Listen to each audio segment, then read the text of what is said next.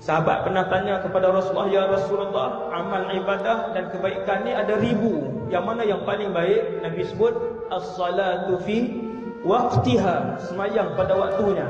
Tuan-tuan cuba buat, tuan-tuan akan tengok perubahan dia. Yang pertama ulama ajar, berwuduk sebelum masuk waktu. 7.20 sudah wuduk maghrib. Kalau asar 4.45, 4.30 sudah berwuduk untuk asar. Dan yang keduanya, tuan-tuan, Subhanallah 10 kali, La ilaha illallah 10 kali, Alhamdulillah 10 kali, Allahu Akbar 10 kali, Astaghfirullah 10 kali. 5. Kemudian baru solat. InsyaAllah Allah akan mengalirkan air mata ni. Kita berasa duduk di satu alam lain. Bila Tuhan keluar air mata ni, mengalir air mata ni, waktu tu berasa enaknya sembahyang.